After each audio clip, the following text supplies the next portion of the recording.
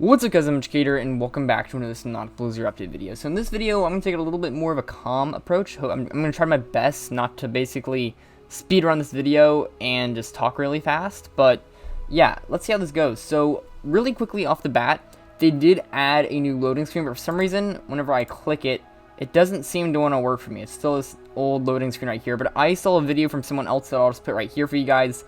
And as you guys can see, it's like a little pangolin, basically like hopping his way across the thing, which I thought was really cool. I personally like this way better than the old one. I think this was like really ingenious of them.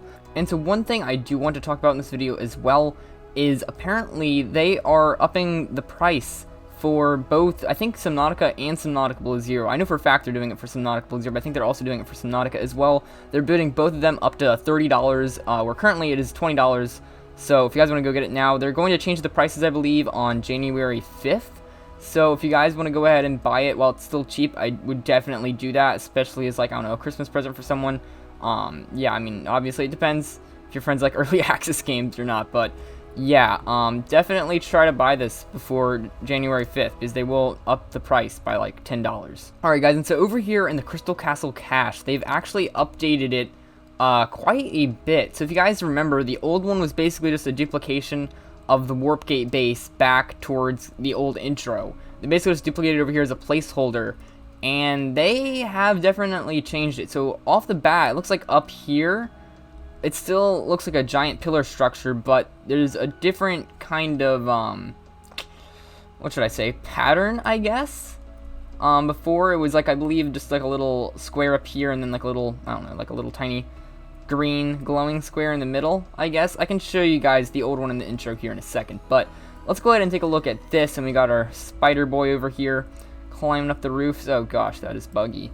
They need to fix that. I remember in the little Alan cinematic, the sanctuary, I'm blanking out on the names here, it looked pretty good actually, but this over here looks a little bit funky. So yeah, and look at that, we actually got two spider boys, so they can both hang out with each other now. That's pretty cool. Oh gosh, yeah, they need to work on this. Alright, but basically, you know, we got our old Alan, is this the precursor organs? I can't really remember. Let's go ahead and get a scan right here. Here we go, so let's go ahead and scan it. It's just architect component. That's strange. Alright, let's see what it says. Architect constituent parts? I am architect, yeah, it is the organs. Sorry, it is the organs. That's, I don't know why it said that at first. That's a bit strange. Let's scan Spider Boy. Gosh, why do these things take so long to scan now, man? Take like a solid 30 seconds.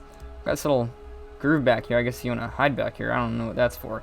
But, yeah, overall, they've really cleaned it up. It was definitely not this far back, so they must have moved. I think there was like a little mountain park back, like a little mountain, I think, back here. Am I wrong? Yeah, see, before it used to end right, I think it actually, yeah, it ended like right here. It was this kind of, you would just like walk in right here and then it would end. So this whole entire area was closed off before. Now they've opened it up. So now I'm going to go back to the old little Warp Gate base area so you guys can really get a feel for what they've changed for this. And I also want to show off a really cool command that I found out you can do. It's story space endgame, and this, I never even knew this was in, but it actually like works, surprisingly enough. So let's go ahead and wait for everything to spawn in here. And there we go. So yeah. This is basically what, oh gosh, there we go. So basically they took all of this and then just duplicated it over there before. you just saw my breath. Okay, that looks so weird. Oh gosh. Okay. Alright guys, and so then over here at the crash ship, they actually added in the logs for these. So I was talking about this in my last video. The ship crew logs are actually still saying to be determined, but we have all of these over here from Diana, Yasmin, thruster damage, Stefanos, Elliot, and yeah, so I'm just going to go ahead and kind of summarize these for you. So this log is about Diana, the captain of the Mercury 2, and in this log she kind of talks about the gun basically obliterating part of the Mercury 2, and of course they crash through the atmosphere, and she's very confused of what the energy beam could have been about. And if you guys want to, you guys can just go ahead and pause the video right here if you want, and I'll scroll down a bit right here so you guys can read it.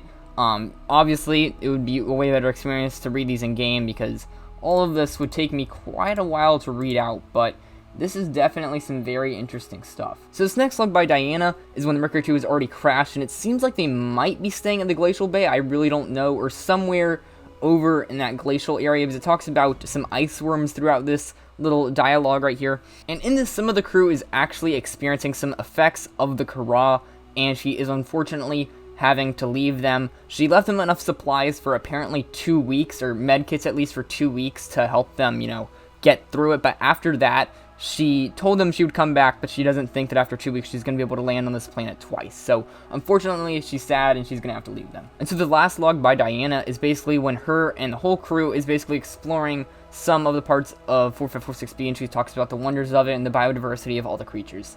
And so this next log was by Yasmin, and I'm assuming she was a part of the Mercury too, but again, it doesn't really specify. In this, she talks about how amazing Stefanos is, which I'm assuming is another crew member. In one part, she talks about how he apparently knows how to jailbreak the fabricators, which is really interesting. And again, you guys can pause it right here, and you guys can pause it at the bottom if you want to read this entire thing. And the last log by Yasmin really isn't anything special. She's just talking about how her and Stefanos are basically the last known survivors. And so this log confuses me a little bit. It's by this guy named Elliot, and he clearly is not on the planet because he's taking planetary scans through the atmosphere, basically. So he's somewhere in space, orbiting around the planet. I don't know how he hasn't gotten shot down, but he's doing something here, and he's talking about how he's living life and he's enjoying it. And then, just as like stuff happens in Jurassic Park, everything seems all nice and dandy until a bunch of people die. Basically, he was talking about everyone was jolly exploring and all, and then all of a sudden they got an SOS call through their radio, and so they got overly excited, and they said that decision cost 3 lives, half of my team. They got ripped to shreds by something. They died screaming alone in those cold, dark waters. I'm not going in that godforsaken ocean again. I refuse. So I don't know what was in the water that killed them. I'm assuming some type of leviathan or something. I'm not entirely sure. You guys can do your assumptions in the comments. Then he talks about some of the animals on this planet look sick too. Obviously that's because of the Kara, and he talks about the pustles on their skins, which obviously, as again, creatures being affected by the Kara. And so there are 2 logs by Stefanos, both talking about Yasmin, and yeah, there's not really too much to these logs, to be honest. They're just, again, basically, it's in the title. They're working on the thruster damage, and then in the last one, they seem to repair it. So up to you guys when the rest of the logs for the crash ship comes out, but so far, this story's really coming together, and it seems pretty cool. Again, I would highly recommend you guys either pause the video, or just hop into the game and read it yourself for, like, the full-on, you know, thing without having to listen to me summarize it. Or maybe you guys enjoyed that. If you did, thank you. But yeah, that's going to be it for this video today, guys. So I'll see you guys in the next video. Ciao.